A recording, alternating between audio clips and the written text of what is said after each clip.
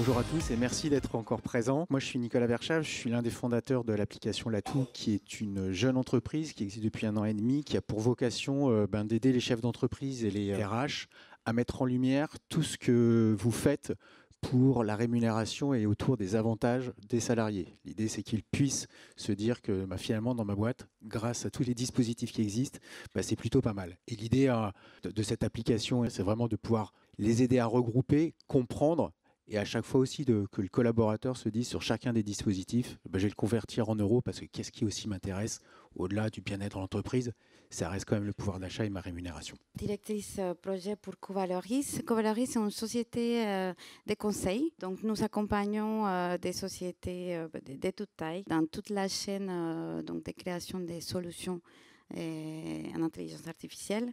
Donc dès l'identification du besoin, passant par l'étude de faisabilité et jusqu'à la livraison d'une solution sur mesure. C'est ce qu'on a fait avec Latou. Du coup, c'est quoi le projet et comment vous avez collaboré ensemble? Comment Covaloris vous a accompagné? En fait, nous, c'est arrivé, la problématique de l'intelligence artificielle est arrivée, enfin la problématique en tout cas de se saisir du sujet est arrivée très, très vite dans la conception de notre entreprise. Nous, on a 1 an et demi. On utilisait, nous, déjà les outils d'intelligence artificielle du marché. Et compte tenu de la nature de notre activité, où on avait besoin de générer beaucoup de données réglementaires, conventionnelles, de récupérer aussi des datas qui sont liées à nos clients et à leurs salariés pour pouvoir les utiliser et faire des recommandations. On était en face de beaucoup de data et on se dit, bon, on va avoir besoin d'aide. Et c'est là où on s'est posé un certain nombre de questions en termes d'utilité et ils se sont dit, bon, il faut qu'on se fasse aider parce que nous, on n'était pas forcément, nous, on vient du métier, certes, mais on n'est pas du tout dans l'univers de l'intelligence artificielle, ça restait une grande boîte noire. Et c'est là où on a rencontré Covaloris.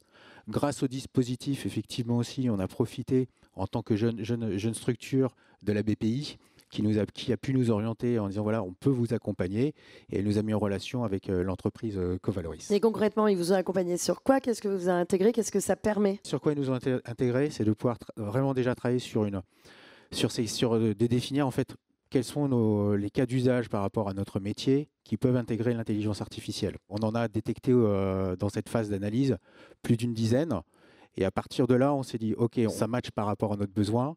Donc, on va travailler la première qui était vraiment cette donnée, toute la structuration des données réglementaires et conventionnelles, de pouvoir nous aider d'avoir une base qui soit maîtrisée et qu'on puisse mettre à jour régulièrement pour pouvoir l'interroger et faire des recommandations à partir de ça, et surtout d'aider nos experts, mais aussi d'aider nos clients, vous en tant que RH, de pouvoir l'utiliser au quotidien pour être sûr d'avoir la bonne information et de pouvoir ensuite travailler avec les données de mes collaborateurs pour pouvoir faire des optimisations et des recommandations autour de la rémunération et l'optimisation de ce pouvoir d'achat. Quelques défis qu'on a rencontrés, peut-être c'est intéressant de partager dans le projet.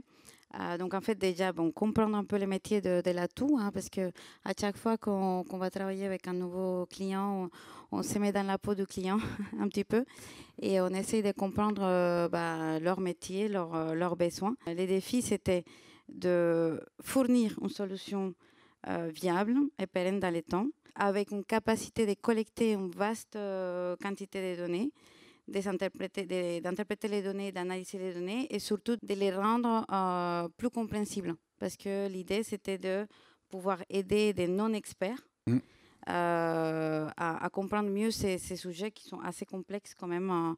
C'était déjà un défi pour nous. Le deuxième défi, c'était vraiment de garantir une conformité. Il s'agit des données réglementaires et des données d'ordre légal. Donc, il fallait vraiment être conforme à ça.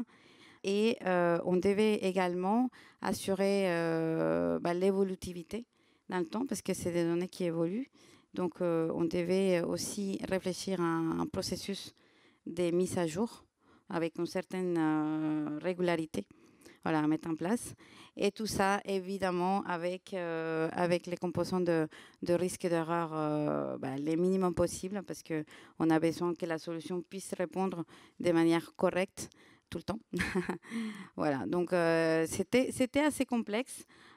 Finalement, on avait aussi un composant de contextualisation que Latou nous a demandé. Pour eux, c'était très important de pouvoir prendre en compte les spécificités des clients de Latou. Donc voilà, donc c'est ces composants contextualisation. Et pour compléter ce que tu dis, c'est vrai qu'effectivement, comme on a beaucoup de données, certes réglementaires, mais aussi dédiées à nos clients, c'est un outil d'aide à la prise de décision. Et de pouvoir confronter de nombreuses informations liées à l'entreprise, liées au secteur, liées à la réglementation, aide à proposer des solutions. Alors, je tiens aide à proposer, parce que c'est vrai qu'aujourd'hui, l'intelligence. Alors, dans les tests qu'on a fait, on a vu qu'on a eu les hallucinations, des erreurs, des régressions.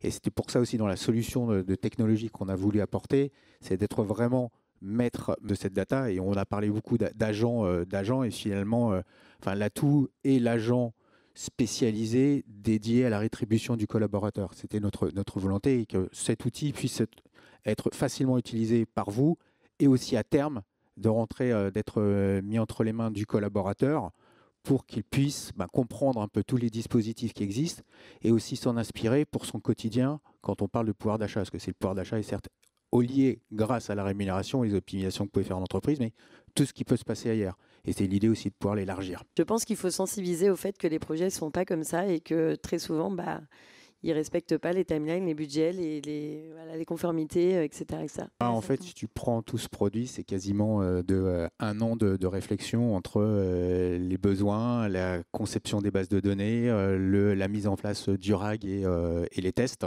Et finalement, ça n'est que la moitié, même on va dire un tiers du projet qui est lancé. On a 10 cas d'usage qu'on veut développer sur l'année 2025. On en a lancé 3 pour notre MVP, mais qui étaient les socles pour pouvoir se dire on continue. Globalement, je dirais quand même de bonnes surprises, c'est que les résultats sont quand même super performants. On a mis le doigt, là je vous parle en tant qu'opérationnel, mais on a mis le doigt dans un engrenage où ça nous laisse finalement plein de perspectives à venir grâce à l'utilisation de l'intelligence artificielle, mais pas uniquement le chatbot, mais tous les outils qui vont avec. Et finalement, si on parle là sur cette timeline, on a réussi à tenir les délais. Et heureusement qu'on avait des délais pour les tests, parce que la phase de test a été assez rock'n'roll. Tu veux peut-être nous en partager quelques exemples? Oui, en fait, je dirais pas que c'est des mauvaises surprises, mais parce que c'est les aléas un petit peu de notre métier. Hein. De toute façon, on le sait que c'est pas quelque chose de linéaire. On sait qu'il faut tenir compte que ça peut pas marcher d'un premier coup. Donc, on a besoin de faire, c'est itératif, c'est très itératif. On a besoin de faire beaucoup de tests, beaucoup d'essais et d'erreurs, voilà, pour améliorer ensuite. Je pense que l'atout était très friand d'avoir un résultat rapidement, ce qui est compréhensible, bien évidemment.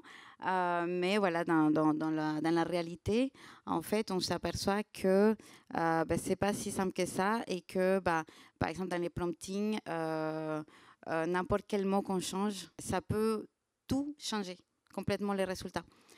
Donc, on a dû travailler beaucoup sur les promptings, par exemple, pour établir un équilibre et que ça donne les bons résultats, en tout cas les résultats qu'on attendait. Mais ça a pris du temps, ça nous a coûté de réécrire ces promptings beaucoup de fois, même avec plusieurs personnes. On était plusieurs personnes à collaborer pour ça. Je dirais qu'au-delà des mauvaises expériences, c'est la vie d'un projet, quoi.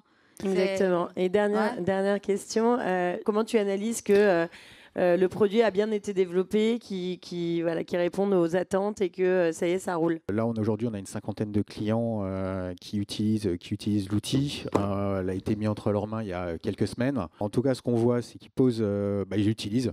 Ils posent des questions.